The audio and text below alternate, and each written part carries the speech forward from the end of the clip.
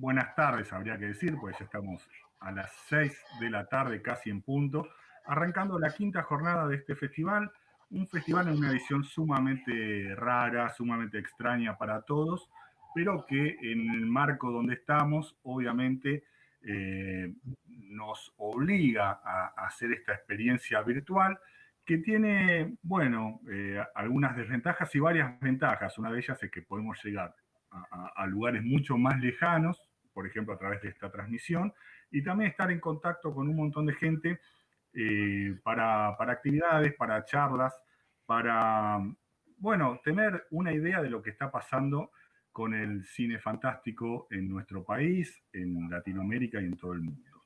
En este momento lo que vamos a llevar adelante es algo que nos encanta a todos los que nos gusta el cine, que es hablar de libros y específicamente de libros de cine, que es un subgénero bastante específico, pero que tiene la particularidad de servirnos para tratar de entender un poco más esto que tanto nos gusta, que es obviamente el cine. Un libro nos vuelca nuevas perspectivas, nos da información, nuevos puntos de análisis, y también, ¿por qué no? Y verán aquí atrás que está la prueba, también son una cuestión un poquito fetichista, ¿no? En esta altura de todo lo digital, tener un libro en papel, un libro físico que atesore, ¿no? Esto que tanto nos gusta también es algo, por lo menos para mí, muy importante. Bueno, en esta jornada vamos a tener una charla muy interesante, vamos a presentar un libro que a mí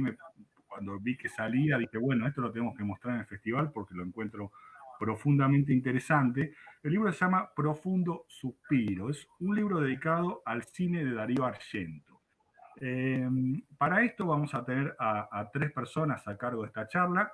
Por un lado, Mariano González Achi, que es el editor de este libro, de la editorial Cuarto Menguante, una editorial que bueno, especializada en esto que venía diciendo, de hacer libros sobre cine, y también a dos de los que participan escribiendo sobre Darío Argento, Lucio Ferrante y Gonzalo Micho, que van a estar un poco contando por qué nos gusta tanto y nos apasiona y nos sorprende, aún a 40 años de los sucesos, por qué nos sigue apasionando tanto el cine de Darío Argento. Pero bueno, antes de empezar con el libro propiamente, quería hablar un poquito con Mariano González Achi, editor de Cuarto Menguante.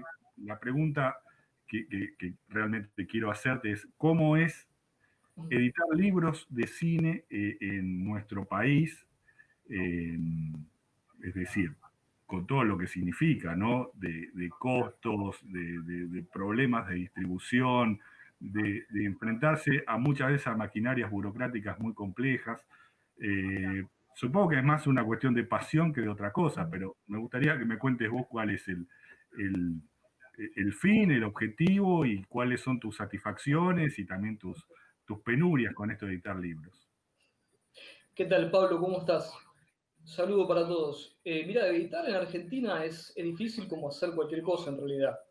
Es una carrera de obstáculos de todo tipo, pero bueno, vos después obtenés la satisfacción muy grande cuando el libro finalmente sale. Ahí es donde vos empezás a disfrutarlo en serio.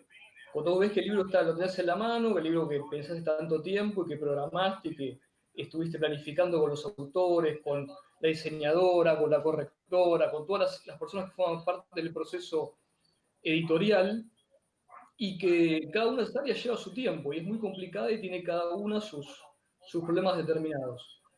Pero una vez que el libro vos lo tenés en la mano, una vez que te lo entrega la imprenta, ahí te relajás un poco y empieza la parte para mí más gratificante y más divertida, que es el tema de la comercialización y de la presentación, como por ejemplo ahora, ¿no es cierto? Con el VARS de Marco, aún en este tiempo tan complicado de pandemia. Así que yo te diría que la idea de editar en Argentina es difícil, pero al mismo tiempo es gratificante. Genial. Bueno, yo por lo menos tengo aquí, creo que tres libros de Cuarto Menguante, uno dedicado al cine de la Hammer, otro de Sí, Carpenter, otro de Cronenberg, está el de Panesi sobre el cine porno. Este sí. sería el quinto. O, Ese sería o el sexto.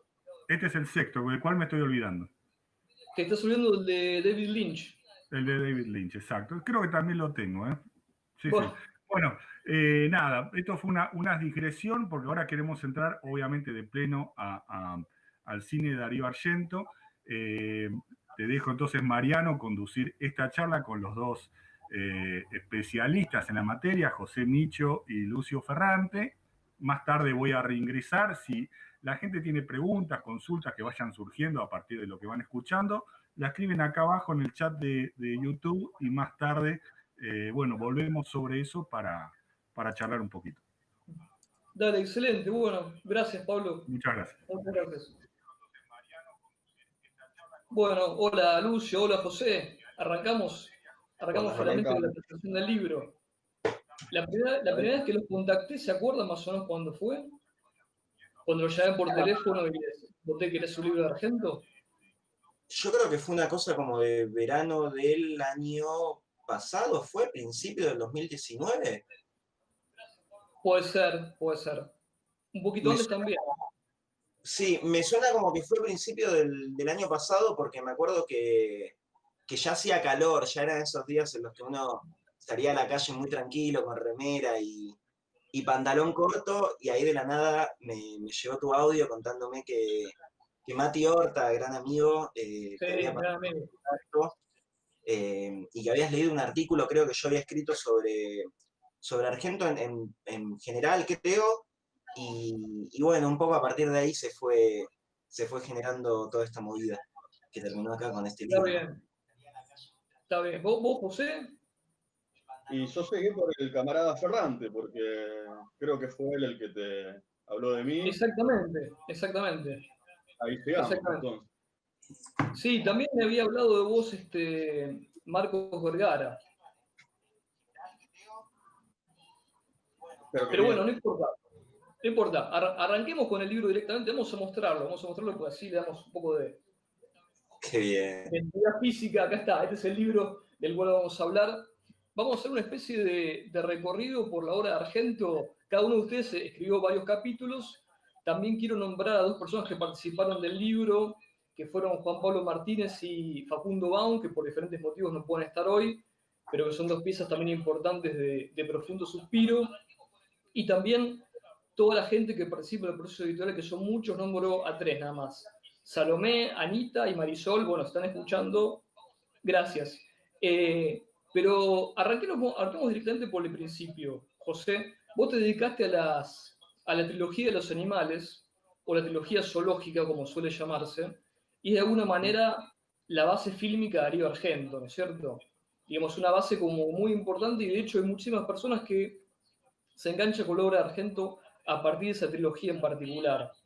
En el caso específico del pájaro de las plumas de cristal, tiene una escena muy emblemática, que es la primera, donde Tony Musante queda atrapado dentro de esa galería de arte entre dos vidrios que cierran automáticamente y no puede salir, y presencia algo. ¿Cuál es la importancia que vos le das dentro de la película a esa escena en particular? ¿Por qué es tan importante? Bueno, yo creo particularmente que dentro de las cinematografías vamos a llamar autor, ya que Argento claramente lo es, hay pocas escenas que abran una filmografía y que sean tan decisivas para la comprensión de la filmografía en su totalidad. Es una escena en la que Argento pone en escena justamente un crimen en una pantalla que es la vidriera que reproduce la forma de la pantalla del cine. Es decir, difícilmente uno puede encontrar una declaración tan clara sobre aquello a lo que Argento se va a dedicar, que es particularmente a especular sobre la mirada, ¿no es cierto? De ahí vendrán después sus famosas subjetivas del asesino, de las cuales tanto se ha hablado, pero incluso acá tenemos el papel del espectador, ¿no? Es decir, Tony Musante queda atrapado ante una pantalla en la que ve un asesinato o un intento de asesinato en el cual no puede participar. Y por lo tanto reproduce en la película la posición nuestra en la sala, ¿no es cierto? Estamos ahí frente a un rectángulo mirando mirando una escena en la cual no podemos participar. Así que me parece que En ese sentido, es como una escena muy autoconsciente, primera película, Argento un cineasta muy joven y muy contundente como para decir, evidentemente acá estoy, ¿no es cierto? Era un tipo que tempranamente sabía qué quería hacer. Sí, exactamente. O sea, la cuestión, bueno, vos después decís en ese capítulo que quedan dos registros de ese episodio al principio de la película, de ese intento de asesinato. Uno es la memoria del protagonista y otro es magnetofónico, ¿no? Porque había registrado el famoso pájaro del título en una cinta. A partir de ahí también se va a estructurar mucho el cine de Argento en el sentido de protagonistas que no están seguros de lo que vieron o no recuerdan del todo lo que vieron. Sí, exactamente, una cuestión que se reproduce mucho, que es también muy característica del policial, es decir, hay un hueco que debe ser llenado de alguna manera, que es justamente el del enigma, el de la resolución del caso, pero lo notable en El pájaro de las plumas de cristal es esto que vos decías. Hay dos registros, uno es sonoro y el otro es visual, y es el trabajo que se hace con el cine particularmente. Entonces, una vez más, Argento está montando en la memoria a Tony Musante y analizando en el registro magnetofónico los dos elementos con los que trabaja particularmente un cineasta, que son la imagen y el sonido.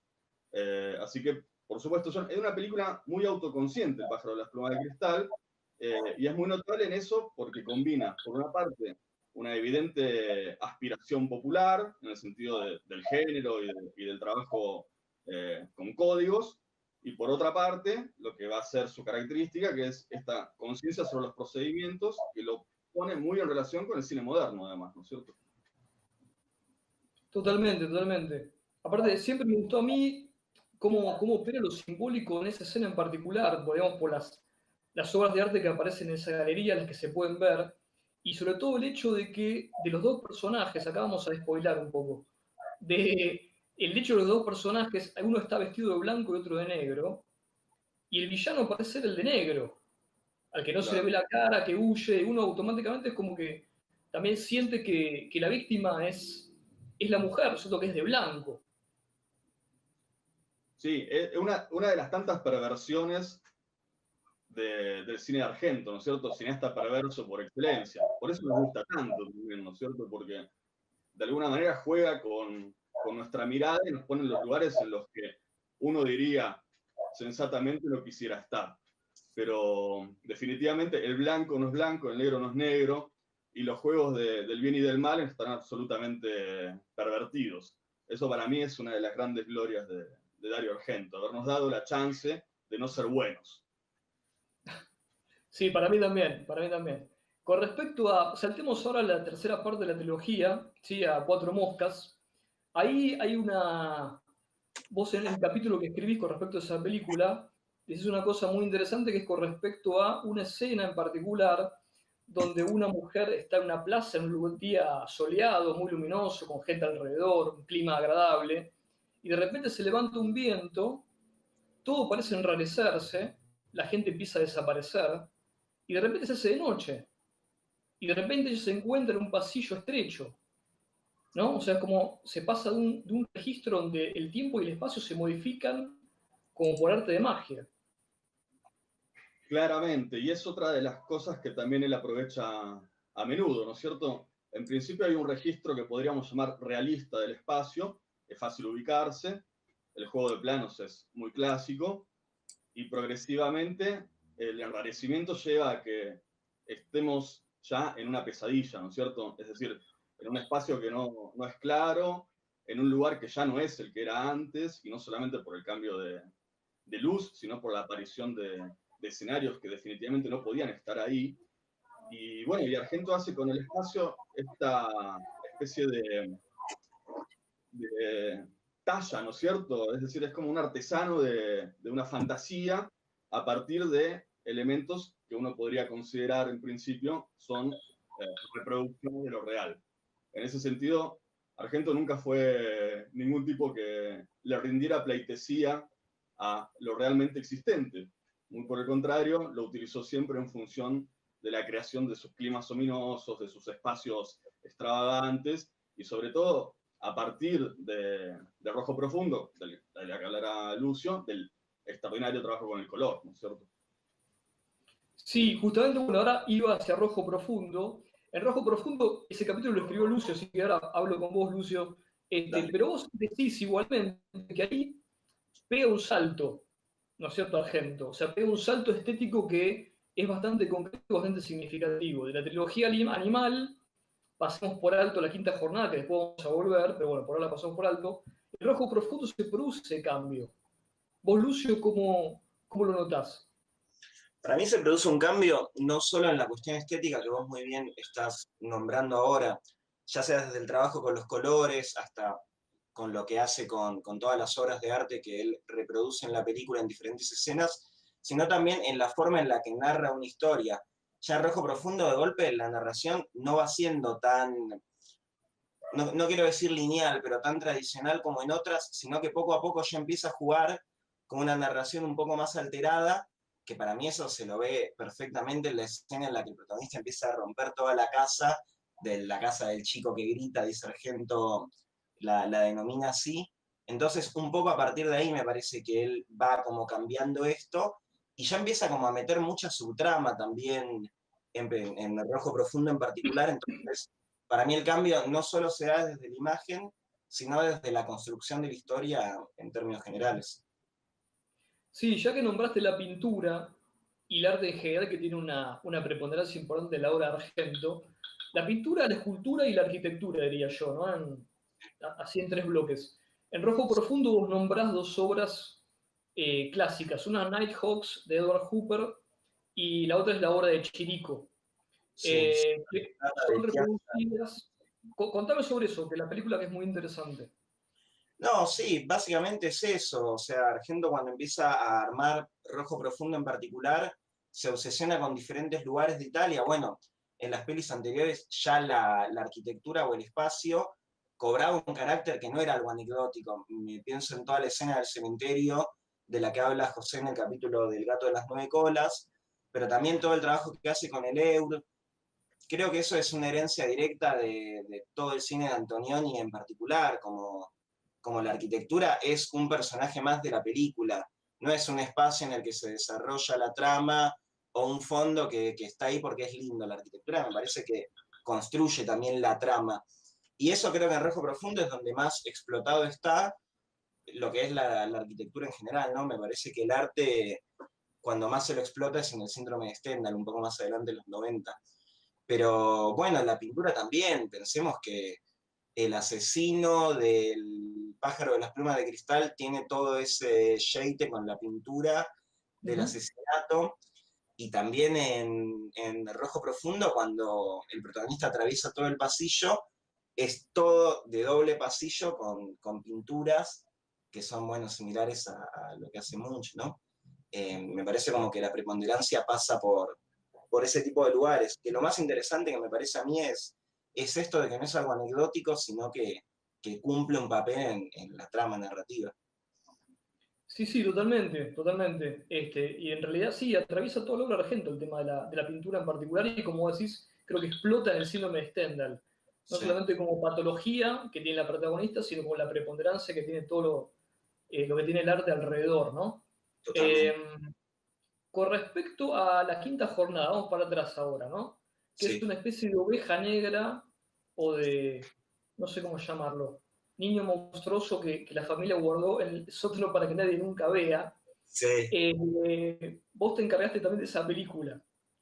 Es como Eh, la obra que los fanáticos de Argento no ven, pero para mí tiene como una cosa que tiene en general como la obra pequeña del gran artista, ¿no? O sea, yo decía algo así como que el fanático de Spinetta no te escucha el disco de Spinetta en inglés. El motivo, la verdad es que no lo sé, como habría que hacer una tesis sobre el hermano menor del gran artista, pero me parece que es una película muy importante, más allá de la película en sí, es la película que hace que Argento siga haciendo cine, porque él venía de claro, hacer 3 películas, venía de un periodo muy neurotizado de su vida, se venía peleando con productores, de la nada era un pibe que está bien, era parte, o sea, ya era hijo de un gran productor, pero venía de hacer películas medio como de rebote, y de la nada está como en la cresta de la ola, no aguanta más y dice, no, nunca más una película, después de la tercera parte de la trilogía. Y a partir de ahí es que poco a poco se empieza a enganchar con esta idea de hacer una especie de comedia a la italiana, que era el cine con el que él creció básicamente, como las comedias de Totò, y de ahí sale La Quinta Jornada, que a mí me parece una película divertidísima.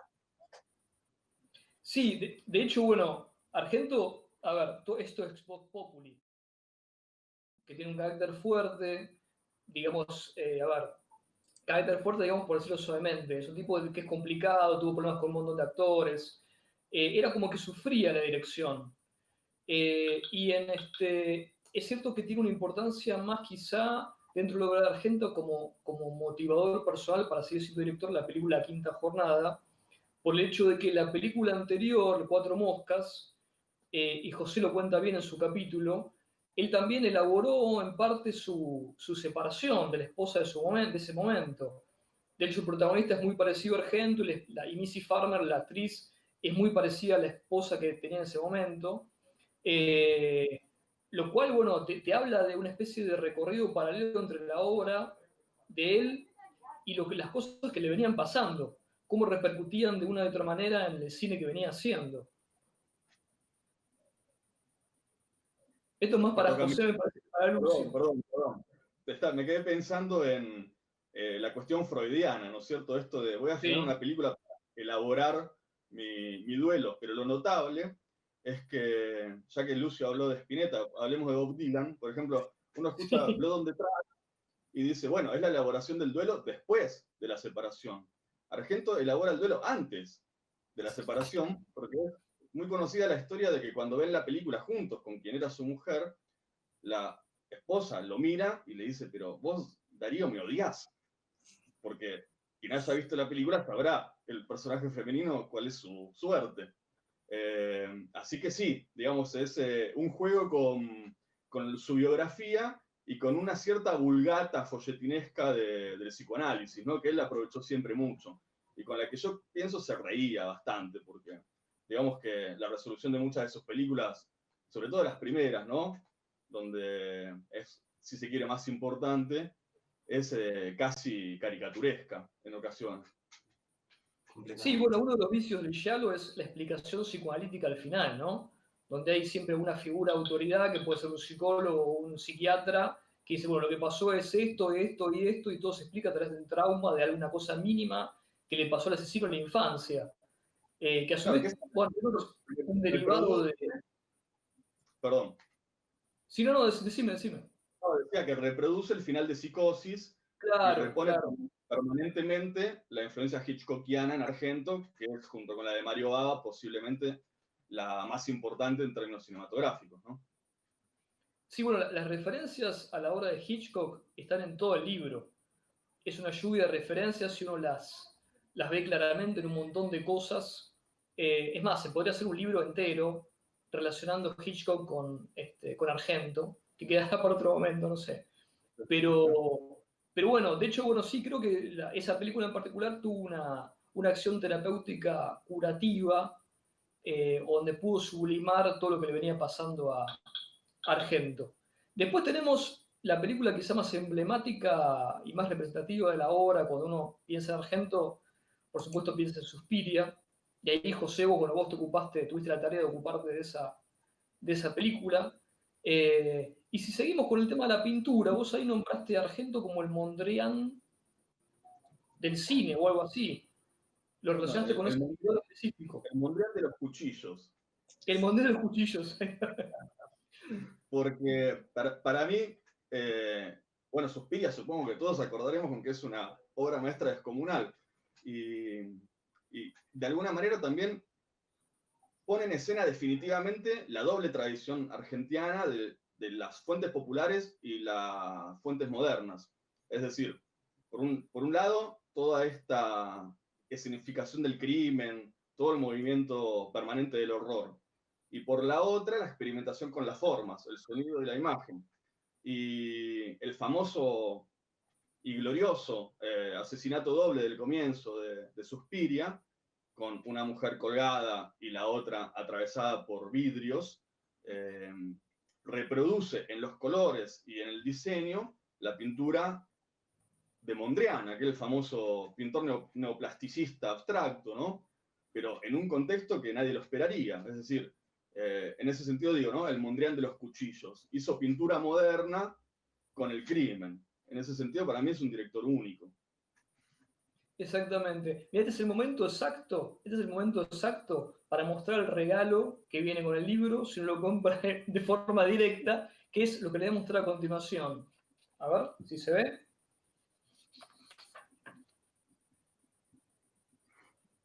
Esta es la reproducción del vitró del techo de esa escena de Suspiria, que es el que vos contaba, José, que se parte y tenemos un doble crimen. El de la mujer colgada y la otra pobre que está abajo y le caen los pedazos que la terminan cortando también. Esa escena para mí tiene un significado... ¿Perdón? No, decía que le caen los vidrios y una viga, la viga que atraviesa su cara, Sí, ¿no es cierto? Sí. Un nivel de plasticidad y horror incomparable. Para mí es muy comparable esa escena, no en su ejecución, sino en su simbolismo y su importancia, la escena de la ducha de Psicosis. No sé ustedes qué opinan.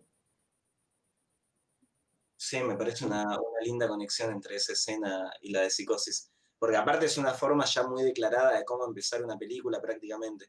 Por más que la de Psicosis pase a los 20 o 20 largos minutos, esto también es como una forma, ya es una declaración de principios de cómo vas a romper todo. Sí, es como una advertencia. En el inicio de la película, bueno, José lo que dice en ese capítulo, que a mí también me parece interesante, es que literalmente que Argento extrae horror de todo, o sea, de las cosas más triviales. Y él menciona una escena donde las chicas se la cambia de baile, hay una que se pone a juguetear con una tijera, y de la manera que está filmada y está presentada esa escena, te hace pensar en la tijera como un objeto peligroso, como para lastimar a alguien. Yo incluso me acuerdo del principio de la película cuando Susie Bannion pasa al aeropuerto a la ciudad, que se abren las puertas automáticamente y hay un primer plano detalle del, no sé cómo se llama, creo que el resorte neumático de la puerta, que también te da esa sensación. O sea, como poner el acento o poner el detalle en algo que pareciera que es cotidiano, pero también puede ser potencialmente peligroso. Sí, definitivamente. Suspiria es una película exasperada, es decir, no hay descanso en Suspiria. Entonces, incluso las escenas de transición, que deberían ser de calma, son escenas sobrecargadas. Y, por ejemplo, el plano del resorte neumático, no sabía que se llamaba así que gracias. No sé si se llama así, ¿eh? Es una cosa que se me ocurrió ahora, no sé cómo se llama. Podemos bautizarlo para la charla, resorte neumático en todo caso.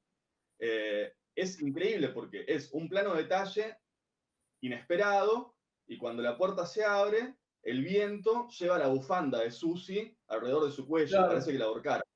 Y después la tijera nunca cumple ninguna función narrativa, es solamente una chica cortándose el pelo. Pero como la película formalmente está todo el tiempo amenazando, no hay nada que entre en la película y que no sea posible de estar poseído, digámoslo así, ¿no? Es una película posesa, es una película definitivamente gobernada por las brujas. Sí, totalmente. La arquitectura, hablando justamente del arte, en Suspiria creo que alcanza el punto máximo, ¿no es cierto? Con ese edificio tan particular, con esa decoración llena de color y al mismo tiempo con esas formas geométricas que son formas afiladas también, y que le dan un tono permanente de algo irreal. O sea, toda la película tiene como una atmósfera parecida atravesada por el color, pero un color como que no debería estar ahí. Digamos, ya es raro que un edificio sea rojo, tenga una decoración roja. Parecía que cada color, en vez de cumplir su función específica, está puesto para perturbar, para crear una sensación de extrañeza y de magia, inclusive. Sí, definitivamente. El color y, como vos decís, la arquitectura, que está llena de ángulos imposibles y en la que verdaderamente es difícil ubicarse, pero en parte tiene que ver con su base en los cuentos de hadas, porque después de todo la película es una especie de relato tradicional, si uno la descompone, y es una chica, una especie de Caperucita Roja que entra en el dominio del lobo, y hay que ver qué hace con eso, ¿no es cierto? Entonces, en esa estructura tan simple, narrativamente tan simple, en realidad Argento la aprovecha para poner sobre ella todo este universo de formas enloquecidas que tanto en la imagen, por la arquitectura, por el color, como en el sonido, por la increíble música que hizo junto a los Goblins, parece que estuviera todo el tiempo tirándose encima, ¿no es cierto?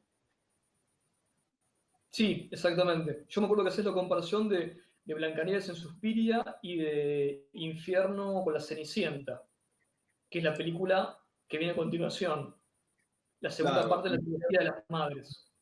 la segunda de las películas dedicadas a las trilogías a las tres madres, tiene también una cita explícita, ¿no es cierto? Hay un momento en el que una chica se pincha un dedo y eso la lleva al sueño.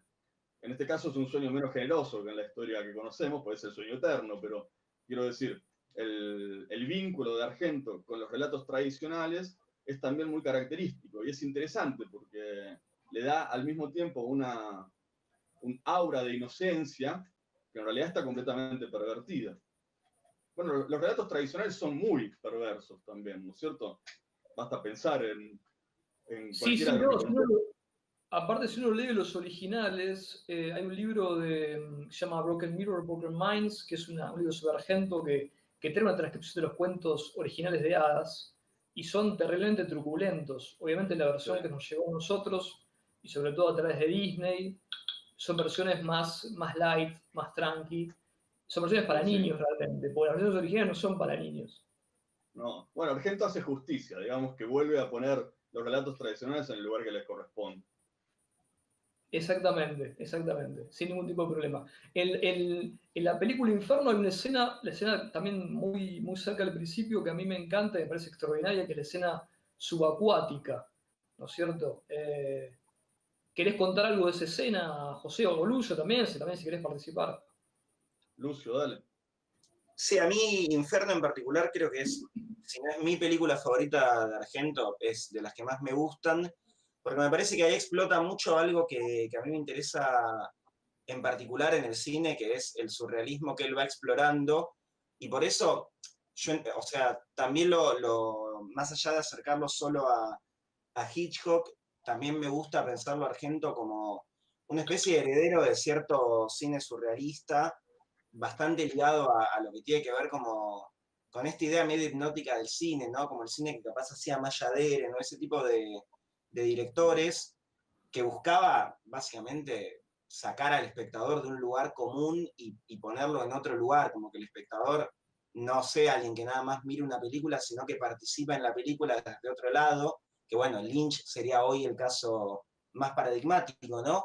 Pero me parece que en particular en Inferno es donde más explora esto, que después lo va a volver a trabajar en Stendhal, que creo que Stendhal es mi película favorita, desde este lugar, ¿no? Un personaje que a partir de una obra de arte se sumerge en esta obra. Esto creo que ya lo hacía en Inferno cuando ella se sumerge abajo del agua, que es un poco lo que decía José de la irrealidad que hay en Suspiria, por ejemplo.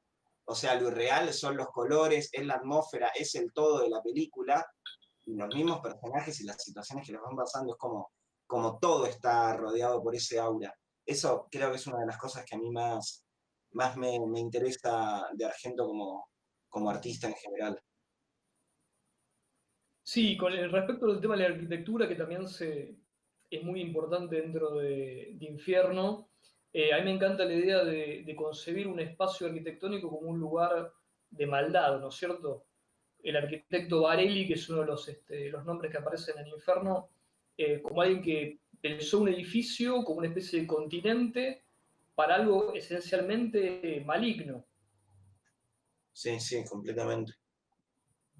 Sí, sí, Sí, sí, completamente. es notable eso, porque digamos que en un punto Argento en Infierno para mí llega al límite posible, incluso un poquito más que Suspiria, en el sentido de que si bien los colores bajan un poco con su tonalidad, e incluso la música de Kate Emerson no es tan agresiva como la de los Goblins, su final, particularmente, estamos llenos de spoilers, ¿sabes? Pero son películas que tienen 40 años, Sí, creo que no no, cuentan. está bien, está bien. Nadie Su se final, va a suicidar. particularmente, es como justamente la declaración de hasta acá llegué, digamos, no tengo más nada que esto, y por eso la aparición final es la aparición de la muerte. Sí, Sí, aparte pero de la quebradura del El espejo. Argento vuelve a cambiar un poco. Claro. sí, esa bueno, es la última película de Mario Bava, digamos, Mario Bava participa en Infierno. ¿Considerás que se nota realmente la presencia de Bava en esa película? Yo creo que se nota, pero también creo que si bien Mario Bava trabaja con Argento, ya se notaba que existía en Argento sin que estuviera Bava en persona. Es decir, vamos a decir, el hilo de Bava en el cine de Argento es permanente. Ahora, a mí me parece particularmente hermoso que hayan podido trabajar juntos, ¿no es cierto? Con esas luces en el exterior de la casa, con la secuencia submarina de la que hablaba Lucio, todo eso con esos reflectores, esas bombas de luz fosforescente que tira el gran Mario, me parece que es genial que hayan estado juntos efectivamente trabajando, ¿no? Total. Sí, aparte creo que como Lucio. No, completamente, que eso de trabajar con Mario Bava, o bueno, arrancar trabajando con Sergio Leone, o con Nanni Balestrini en La Quinta Jornada, o con el guionista de Polanski en El Fantasma de la Ópera, como ese recurso que tiene Argento de trabajar con sus ídolos, me parece hermoso, porque nada, o sea, no solo trabaja, sino que los hace partícipes de sus películas, eso para mí está buenísimo. Sí, a mí me parece que la participación de Baba es como que le da un cierre también a la carrera de Baba en el hecho de, bueno, como una entrega de postas, ¿no? O sea, bueno, yo llegué hasta acá, Argento es mi reemplazo natural. Yo no me gusta hablar de reemplazo porque pareciera como que estamos, no sé, subestimando a Baba, pero mi continuador natural, digamos. Algo Total. así, algo así. Cosa que jamás diría el hijo de Baba, ¿no? Lamberto Baba. Bueno, es verdad que no. Argento es un hijo de Baba más digno que Lamberto, podríamos decir. Es así, es así. Es el hijo no reconocido de Baba, de Mario Baba. En fin, pasemos a Terror en la Ópera, ¿sí? Que ese capítulo lo escribiste vos, Lucio. Terror en la Ópera, bueno, hay un tema para mí crucial y muy importante que vos describís muy bien en ese capítulo, que es la cuestión de la mirada. Y en esa película hay una imagen que es muy icónica, que de hecho es una imagen que aparece, cuando uno piensa en Argento, creo que piensa quizá o en los colores de Suspiria o en esa imagen de Cristina Marcillá, la actriz, atada a una columna y con dos cintas adhesivas bajo los párpados, con unos alfileres, para que no pueda dejar de mirar. Y vos ahí hablas mucho sobre la mirada en el cine de Argento. Sí, hay una anécdota muy divertida que es que el mismo Argento en el estreno de ópera, con cada entrada le daba una cintita con alfileres pegados para, bueno, que la gente, si alguna sadomasoquista ve en la sala, se los pusiese en la cara. Pero para mí la mirada en Argento no solo está presente en la forma en la que lo muestra, sino en la expectativa que él tiene con el espectador. O sea, el mismo Argento declara que él quiere un espectador que se concentre en la película y se deje llevar por la historia y no se cuelgue como podríamos hacer hoy contestando un WhatsApp o lo que sea mientras vemos una peli, sino que se deje llevar por la historia, y me parece que eso en ópera está presente de esa manera. O sea, el asesino de ópera ata a la protagonista para que mire todos los crímenes, porque bueno, cree que así ella se va a excitar por todo un mambo que tiene, ahí vuelve a aparecer Freud, pero no solo aparece la mirada en ópera a partir de los ganchos abajo de los ojos, sino está todo el tiempo los cuervos que miran, hay un montón de planos muy delirantes desde la subjetiva del cuervo, creo que al asesino, sí, al asesino le arrancaban los ojos los cuervos, es una Sí. película en la que está todo exasperado, y un poco volviendo como al tema de la vida personal, Argento estaba como tan ofendido porque los censores siempre le recortaban las películas, que él cuando hace ópera, en paralelo escribe una historia que nunca la filma ni queda nada, que es una pareja que la chica está embarazada mirando una película y ella mientras mira la película empieza a tener convulsiones y pierde el bebé, y después en el hospital le dicen que es porque la película que estaba viendo había sido cortada por los sensores. Es una historia totalmente delirante y no tiene ningún motivo de por qué pierde el bebé. Y a partir de eso se desencadena una venganza, un delirio de esos que le gustan a Argento, y creo que todo eso es como parte también de esta estética que él quiso generar en ópera, que de hecho me parece la película más violenta de toda su filmografía. Sí, es muy violenta. Aparte, bueno, una película maldita en el sentido que tuvo un montón de problemas de todo tipo en la preproducción, durante el rodaje, bueno, que vos contás en el capítulo, solo por el tema de los cuervos, que bueno, que manejar, digamos, esa bandada de animales no era nada sencillo, hacerlo girar por todo el teatro, en fin, una serie de complicaciones infernales. Hay otra escena también que tiene que ver con la no mirada o con la mirada parcial en ópera, que me encanta, que es cuando la protagonista se pone unas gotitas en los ojos y le queda la vista nublada, con lo cual ve, pero hasta ahí, o sea, distingue alguna forma, algún contorno, pero no puede saber exactamente quién tiene a un metro de distancia. Exactamente. Ahí vuelve a aparecer esta famosa subjetiva del cine de Argento, en la que posiciona al espectador en el mismo lugar que el personaje. O sea, el personaje está semiciego, ve todo como muy borroso, no sabe que el asesino está dentro de la casa y por lo tanto el espectador lo supone porque te das cuenta, pero nunca llegás a distinguir quién es. Y toda esta escena concluye con el famoso disparo en el ojo a Daria Nicolodi, que es que el asesino llega, le golpea la puerta, ella mira por la mirilla, se llama, de la puerta, y a partir de ahí es que aparece un chumbo y le revienta en la cara. O sea, la mirada vuelve a aparecer ahí y vuelve a aparecer de una forma violentísima. Claro, también aparte, claro, ella miraba atrás de la mirilla, que también Claro, no es lo mejor para ver, ¿no? Porque también el vidrio de la mirilla te sí, deforma a la persona que está del otro lado de la puerta. Eh, exactamente. bueno, muy interesante todo el tema de la mirada, especialmente en ese capítulo. Después puedo pasar a...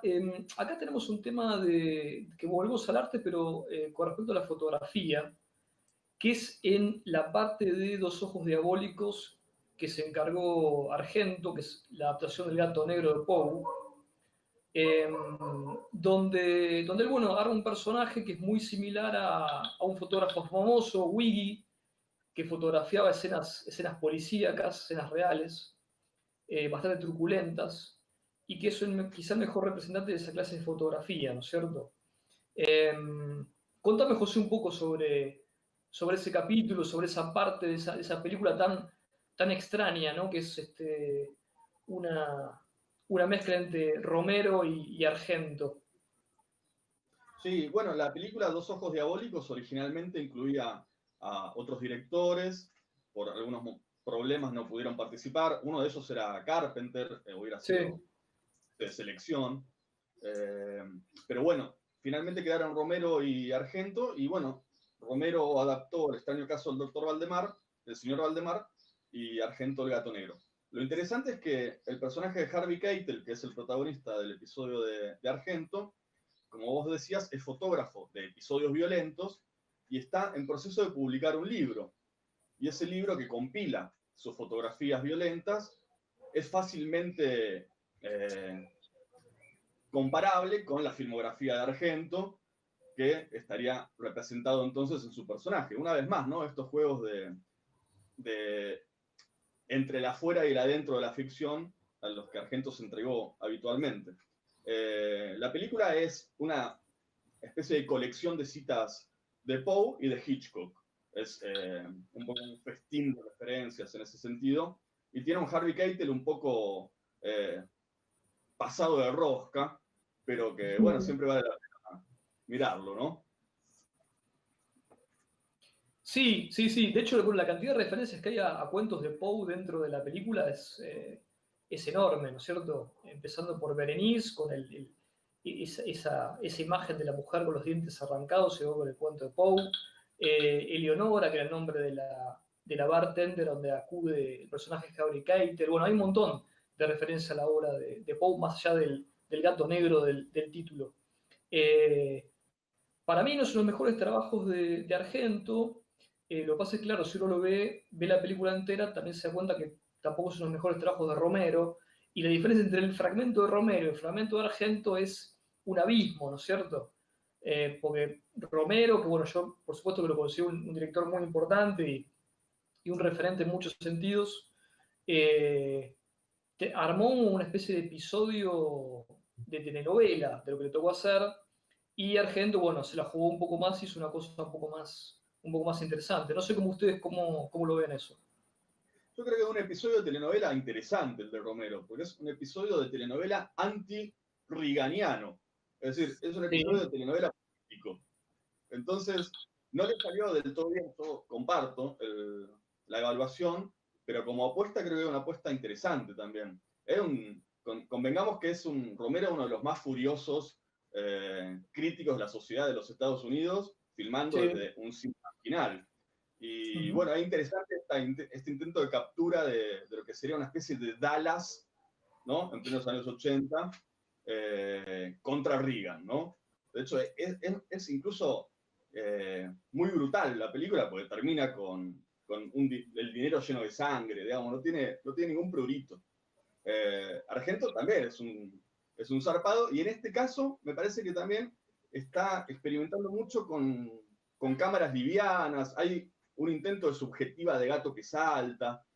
Es interesante también, porque el movimiento técnico, óptico y dramático siempre en Argento estuvo muy vinculado, ¿no? A ver qué es posible mostrar, con qué tecnología, qué puedo hacer con eso, ¿no? Que no sea una mera exhibición tecnológica, sino que comprometa una cuestión formal.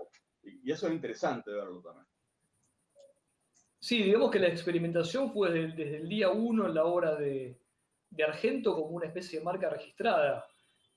Si bien el giallo en particular suele jugar con planos especialmente rebuscados, a veces demasiado rebuscados, a veces uno se pregunta, bueno, pero ¿por qué hacía falta filmar esto desde este ángulo? Pero Argento da la sensación de que siempre estuvo probando cosas interesantes en ese sentido, ¿no? Y durante toda la obra, me acuerdo ahora, por ejemplo, espero no equivocarme, pero el síndrome de Stendhal, tenemos una bala que se dispara y la bala plateada refleja la cara de la mujer donde la bala termina. ¿No es Había, cierto? sí, hay una escena Claro. así. Sí, que de hecho la bala es como una especie de 3D que bueno, lo vemos ahora y quedó bastante viejo, pero bueno, ahí vuelve a aparecer la experimentación de Argento. En esa película, en un momento creo que es Asia, se toma una pastilla y vos ves cómo le atraviesa toda la garganta y le llega hasta el estómago. Sí, también. Como la experimentación vuelve a estar presente todo el tiempo. Sí, para terminar con el gato negro, así cerramos ese capítulo. Bueno, creo que es una obra interesante. El experimento creo que es, por supuesto, interesante de mezclar a Romero con Argento. Quizá el verdadero experimento fue con la participación de Argento en la producción de Dawn of the Living Dead. Pero bueno, eso ya es otra historia. Eso queda para otro video que sea sobre George Romero. Con respecto al síndrome de Stendhal, volviendo ahí, como hemos dicho hace un rato, es como la explosión del arte en Argento. O sea, como que tira toda la carne al asador y la protagonista se perturba a través del arte. El síndrome, el título, justamente es una dolencia que existe realmente. O sea, mucha gente cree que es un invento de Argento, pero es un problema psiquiátrico real que experimentan muchas personas cuando se ven abrumadas ante la visión de mucha belleza artística y sufren un colapso que a veces termina incluso en una hospitalización. Y Argento toma ese síndrome para desarrollar una historia a partir de un encuentro casual en una librería de Nueva York, creo que era, donde se entera de este síndrome de Stendhal y se da cuenta que tiene una buena historia para contar a partir de eso.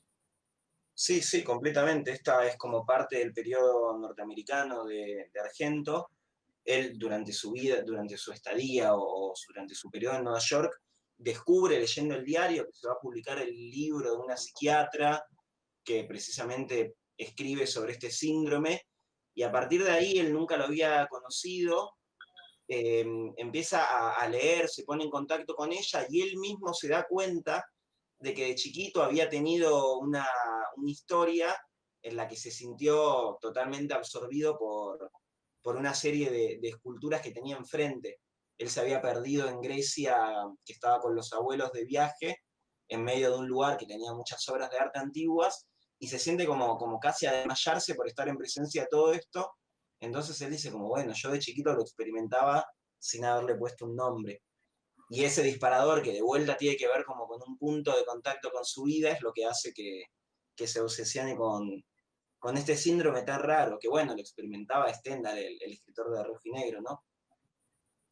Sí, tal cual, de ahí el nombre, el nombre. Y el personaje de Asia Argento parece increíble, pero todavía en toda la charla no lo nombramos a Asia Argento. Bueno, ahora acá aparece.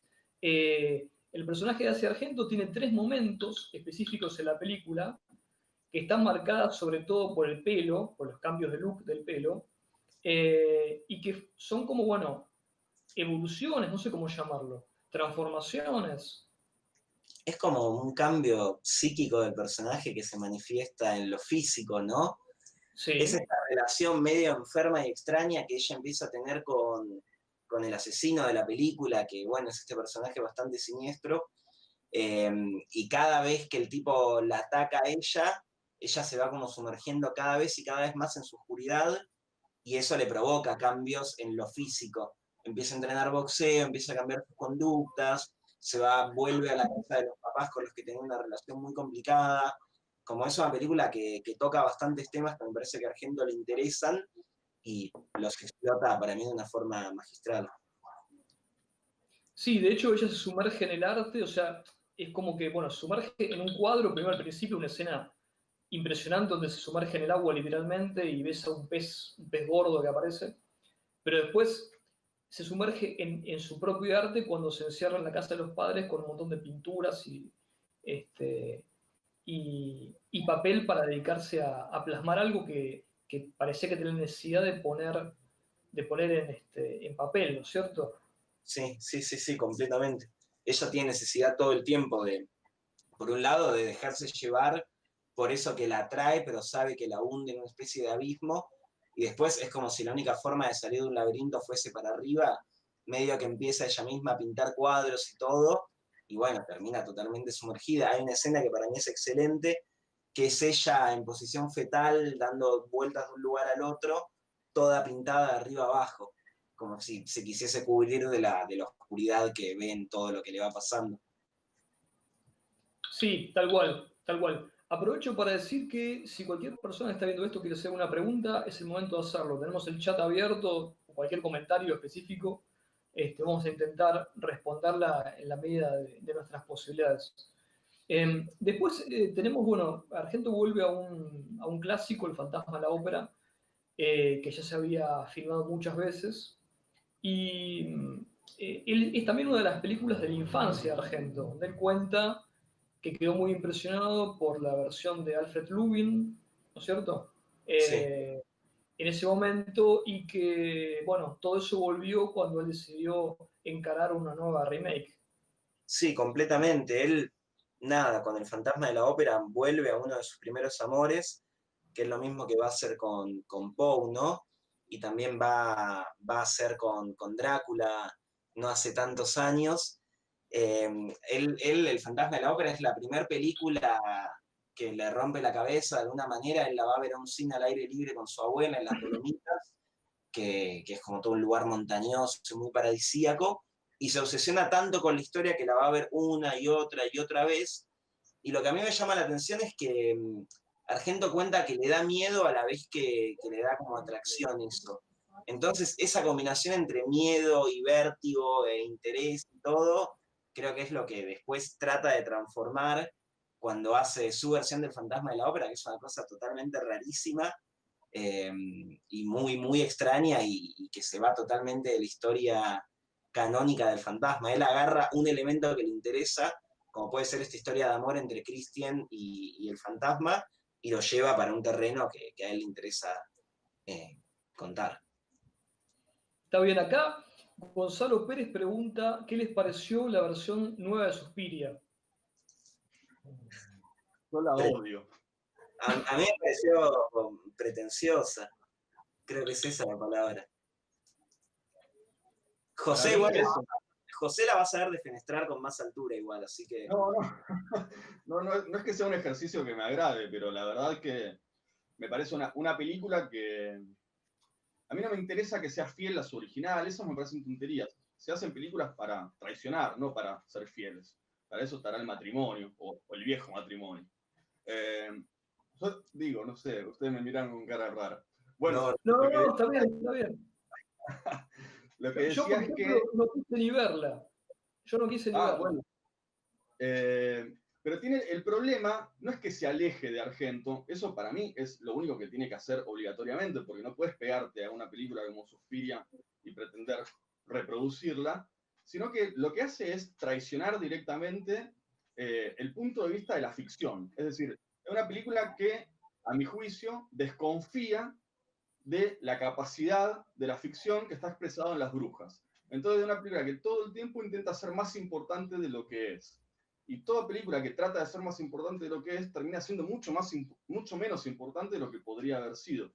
En ese sentido, para mí, es, la verdad, una de esas películas arty, del tipo de el horror que cree que el horror es un género menor y por lo tanto debe ser redimido por la alta cultura. Justamente lo contrario de lo que ha hecho Argento toda su vida. En ese sentido me parece que no va ni a palos. Perdón. Está bien. Entonces no me perdí de nada, digamos. No, ¿qué es eso? Uno puede darle la chance también por perverso, en el sentido argentino, ¿no? Puede tener el goce del desprecio. Está bien, está bien, está bien. Ahora entramos en la parte justamente más complicada de Argento, que es su etapa final, ¿no es cierto? Que es la parte, no la más difícil de defender, digamos, pero bueno, donde hay que buscar exactamente qué es lo que quedó del antiguo Argento. No sé si yo tengo una visión muy pesimista de las últimas películas de Argento, si ustedes la comparten o no. Lucio, vos te encargaste de hacer, por ejemplo, Giallo, ¿no es cierto? Si querés hablamos de esa película en particular y contame qué te pareció. No, sí, comparto la mirada medio general de cualquier fanático de Argento sobre sus últimas películas, que sí, me parece un poco más la decadencia de su cine, ¿para qué negarlo? A la vez que a mí, en un punto, me parece que está bueno los artistas que pueden tener obras que no están necesariamente siempre a una gran altura, porque me da la idea de que el artista también es humano, ¿no? Como hay una cosa muy del fanático de pedirle a un artista que siempre esté a la misma altura, y a mí los artistas que más me gustan son los que pueden tener una etapa de mierda, qué sé yo, no sé, Lou Reed lo amo y tiene discos espantosos. Como me gusta a mí un poco sentir eso en los artistas en términos generales. Respecto de Giallo en particular, como para ir a eso, es una película que Argento la hace casi por pedido, porque él no es el guionista, él le dan un guión escrito por dos americanos, que creo que fue la única película que escribieron, en la que básicamente le dijeron que habían escrito una película para ser dirigida por él y todo. Él la hace, creo yo, por una cuestión medio de contrato y de necesidad también. Y después se empieza a armar muchos problemas con la película en sí. Se filtra antes de tiempo, la pueden ver en diferentes lugares antes, ya se da cuenta de que el interés por la película no está bueno. La productora traiciona un contrato que tenía con Adrian Brody, que era el protagonista, que venía a ser el pianista y de ganar el Oscar. Como ya es una película maldita de verdad, mucho más que Le Cinque Giornate, ¿no? Y el mismo Argento reniega de Giallo porque no va a presentar la película en ningún lado, y de hecho pide que le saquen el nombre, porque la película la vendían como Giallo Argento. Y él dice, claro. no, saquen el nombre de mi apellido a esta película. Como creo que esa es una de las películas que Argento reniega, y entiendo los motivos de por qué lo hace. Sí, está bien, está bien. Sí. Bueno, después, digamos, no seguimos con algo mejor. Seguimos con Drácula 3D, que bueno, también lo hiciste vos, Lucio. Hay que animarse a hacer esa película, a escribir sobre esa película. Sí. No sé, algo para decir. Acá también veo que un Tomás Gamarra pregunta justo por Drácula 3D. Sí, a mí Drácula 3D me parece una película muy simpática y que yo en lo personal disfruto mucho, pero porque a mí me gusta esto que hablábamos un poco del artista que quiere hacer lo que tenga ganas. Me parece que Drácula es el homenaje que Argento hace a todas las películas malas que consumí, que consumimos todos seguro en algún momento, y está eso como explotado de alguna manera al máximo, y es una película totalmente delirante, es como muy, como no sé, barroca por todo ese desborde que va teniendo. Drácula se transforma en un montón de animales, que eso tiene que ver con el mito. Drácula es un personaje que está totalmente enamorado y sufre todo el tiempo. Eh, a mí es una película que me divierte mucho y siento que Argento, al igual que la última parte de la trilogía de las brujas, disfrutó mucho hacer.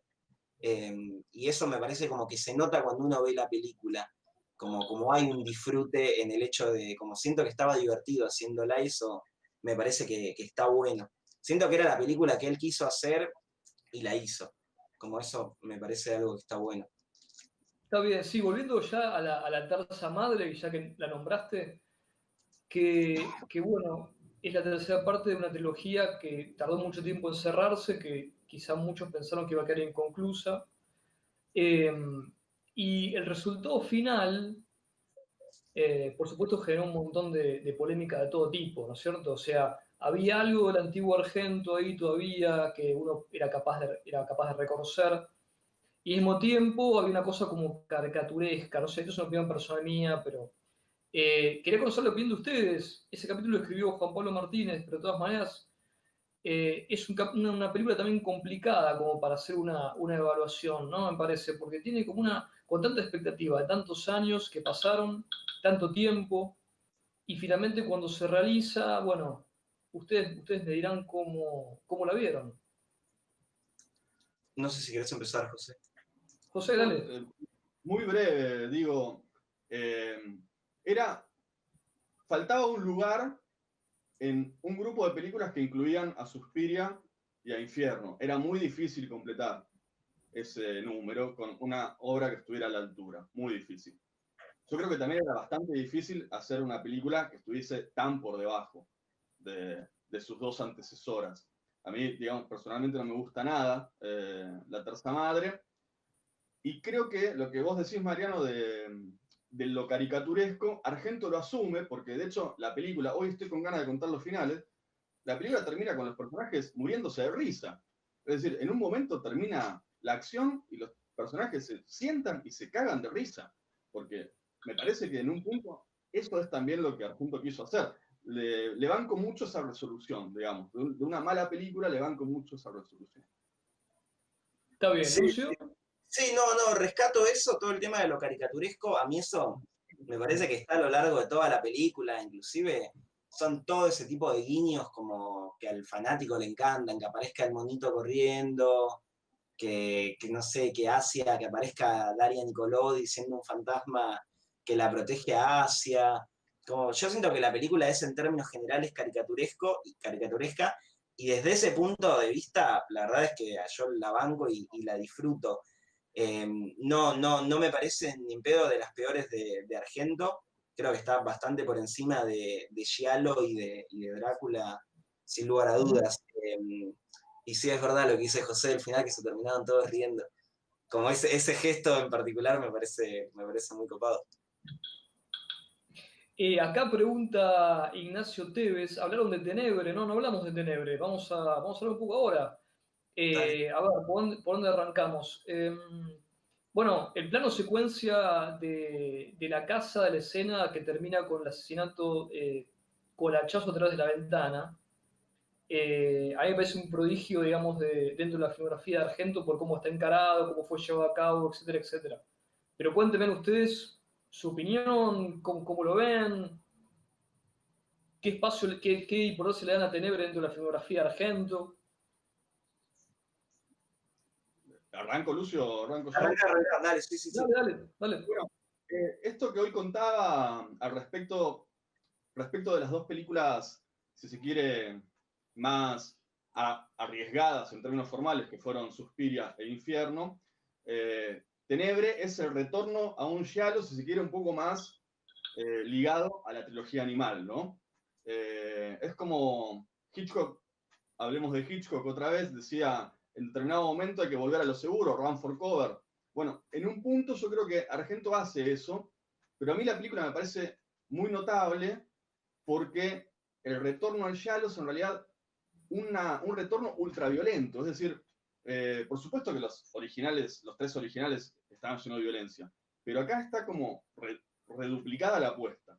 Y a mí me parece que si uno pudiera hacer el juego, diría que esta es la película más cercana a Fulci de Argento, así como El Más Allá había sido la película más cercana a Argento de Fulci. Perdón por pronunciar mal los apellidos italianos.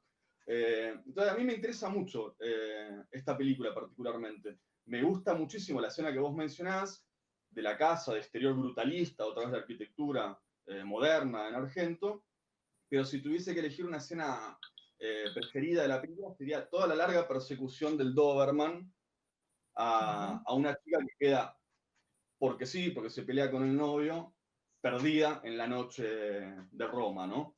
Es una larga secuencia de unos 5 minutos, que es un perro persiguiendo a una chica y que está muy pegada con engrudo grueso a la estructura, pero que por sí misma tiene un poder y un impacto que digamos, yo creo que esto Argento siempre lo supo, digamos, las películas se justifican por su grandeza, no por su ajuste a un argumento. Y en ese sentido, la escena es descomunal, y yo diría que es una para ver, recortarla y verla seguido, ¿no? Sí, Sí, sí. absolutamente. Y Lucio. además, sí, tiene creo que es de los mejores finales del cine de Argento, que es ese plano de Daria Nicolodi gritando con toda la lluvia. Termina así la película, ¿no? Es ese, creo, la última imagen, que me parece una forma totalmente notable de terminar una película.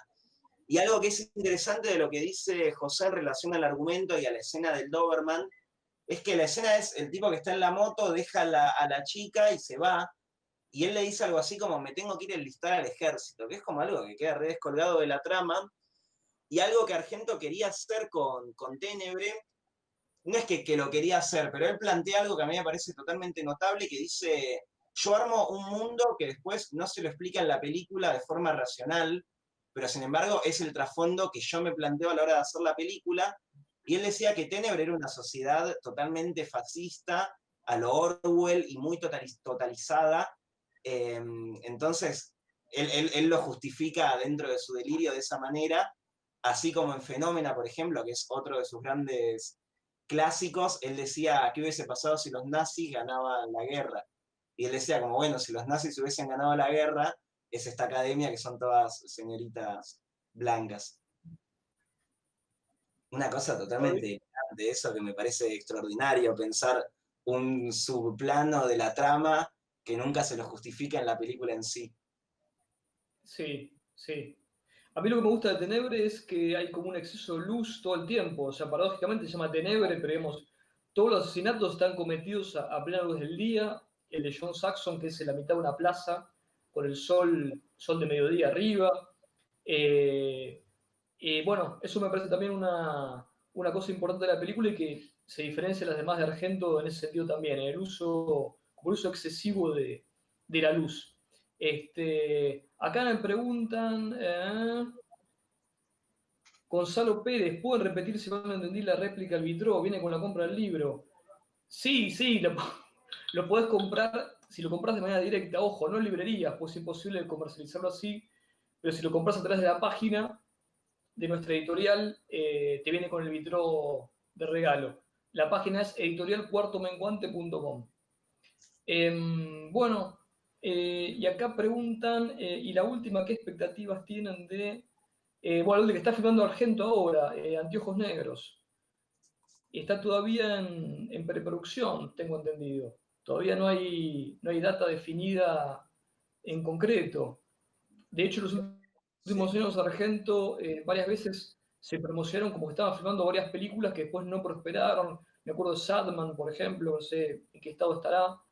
De hecho, bueno, Drácula, que es la última, es a ver, ayúdame Lucio, del 2014. No te quiero mentir. 2014. A ver, vamos a googlear. No, mira, 2012. Bastante anterior. 2012. 2012, cada mes. No, respecto hace un tiempo bastante.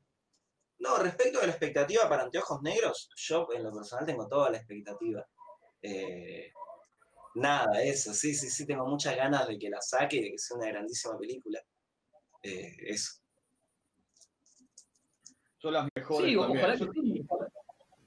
Creo que hay que ser agradecido con los artistas que nos han acompañado toda la vida, ¿no? Hay que darle fe, hay que darle una chance siempre. ¿Cómo no le vamos a dar una chance al tipo Suspiria, que hizo Infierno, que hizo Rojo Profundo? La mejor. Sí, completamente. Totalmente. Bueno, acá volvió Pablo. ¿Cómo estás, Pablo? Sí, nada, en principio los quería felicitar porque el nivel de detalle, de nerdismo que tienen para comentar las películas es apasionante y ojalá, y estoy seguro que va a ser así, que en el libro tengamos ese mismo nivel de ir al planito, al colorcito, a esa cosa que al final es lo que nos interesa a los cinéfilos. Quería decir algo que apareció en los comentarios, por ahí no era una pregunta, pero cada película que iban diciendo, alguien mencionaba la música, ¿no? Me parece que es como un componente fundamental en el cine de Darío Argento, generalmente muy asociado a Goblin y a Simonetti, pero también laburó con Ennio Morricone, con Emerson. No sé si quieren comentar un poquito sobre el tema de la música y sus películas.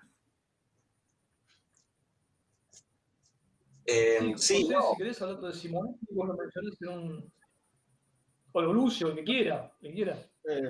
Por supuesto, creo que lo mencionamos porque es imposible olvidar el trabajo con la música en las películas de Argento, que es una de las claves, ¿no? de los encantos sensoriales de esas películas. Es interesante en la trilogía Animal, el trabajo con Morricone, porque de alguna manera reproduce esto mismo que comentábamos acerca de la doble vertiente de su cine, entre, vamos a decirle, un cine más popular y un cine más experimental. Morricone, que era un tipo que filmaba, que componía score para películas populares, era también un músico experimental. Y en las películas se nota, sobre todo creo yo, se nota mucho en El gato de las 9 colas, que es tal vez una película un poco subvalorada, creo yo, de Argento, y que tiene un trabajo de Morricone excepcional. Así que bueno, por decir algo, arrancaría por ahí. Lucio, si quieres seguir. Sí, no, volviendo también al tema de la trilogía Animal, yo no puedo dejar de pensar en todo el detalle sonoro que tiene con el pájaro de las plumas, que escucha por teléfono, que escucha el sonido del pájaro, que la voz se distorsiona. Creo que la importancia que Argento le da a la música es la misma que le da a la sonorización en general de sus películas. En El Rojo Profundo, por ejemplo, siempre antes de cada asesinato está como esa canción infantil que remite al pasado del protagonista. Como creo que la música, bueno, nada, ni hablar lo que pasa en Inferno con todo Kate Emerson y toda esa cosa bien progresiva, o lo que pasa en Stendhal de vuelta con Morricone. Creo que la música es un protagonista más y la sonorización en sí es algo totalmente fundamental en las películas de Argento.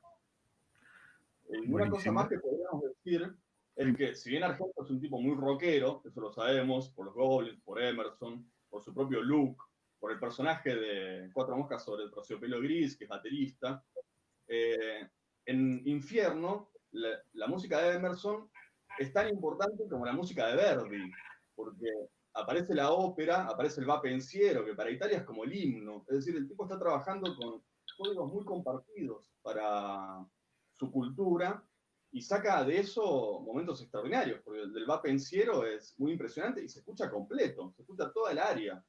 Es decir, el tipo trabaja en función de la música, además el ritmo de la película entera. En ese sentido es central. Buenísimo. Y la otra que quería hacer es que, bueno, la mencionaron un par de veces, hace poco falleció Daria Nicolodi.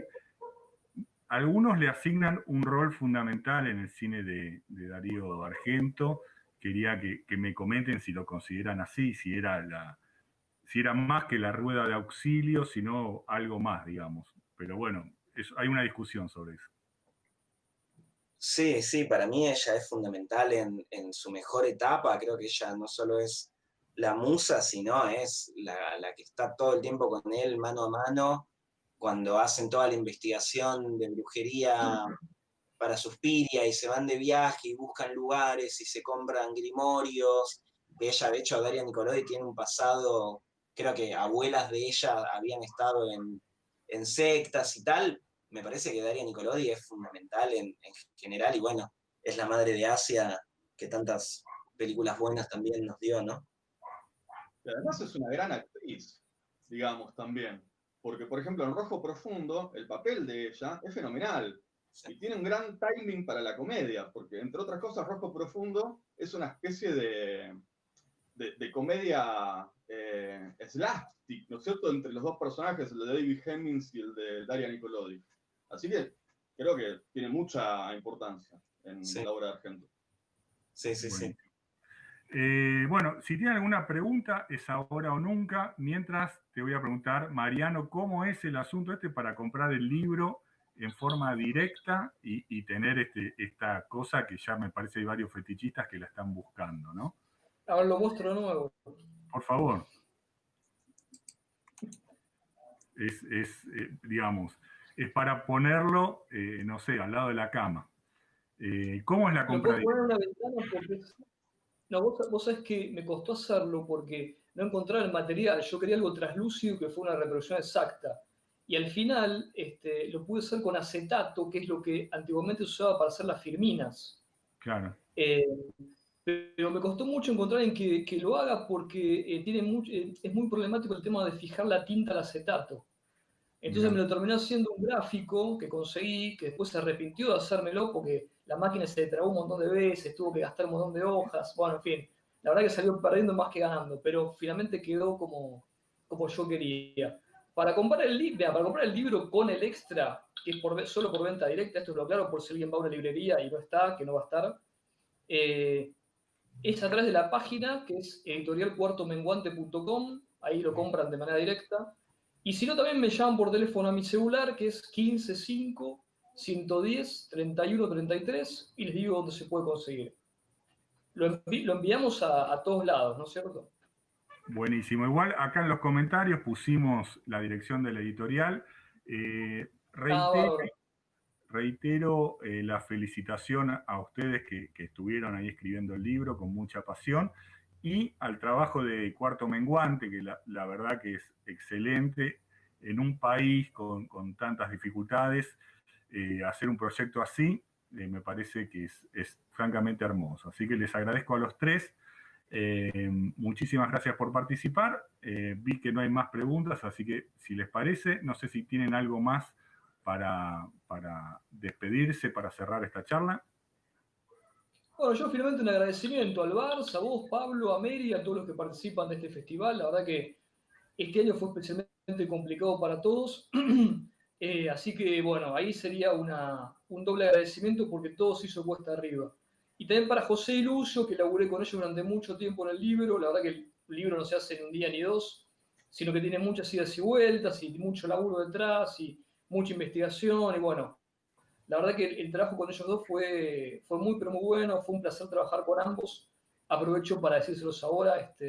Y bueno, gracias a todos. Vamos para adelante. Buenísimo. Bueno, les agradezco a todos por haber participado de esta charla del Festival Buenos Aires Rojo Sangre, la presentación de este libro apasionante para todos los cinéfilos de la editorial Cuarto Menguante. Les voy a comentar un poco cómo sigue esta experiencia virtual del Rojo Sangre. Ahora en un ratito, en apenas unos minutos, Polémica en el Barça, el podcast del festival. Después hacemos la pausa a las 21 horas para que veamos las películas que se van a estar estrenando en Flixo. A las 23, el encuentro con los directores, que ya me adelantaron que hay 3 o 4 directores, todos interesantes y apasionantes, la verdad imperdible estas charlas. Y finalmente a la noche, la trasnoche, con los toronjos ahí haciendo un poco de descontrol en la trasnoche de Buenos Aires Rojo Sangre. Bueno, chicos, muchísimas gracias y seguimos con el Buenos Aires Rojo Sangre.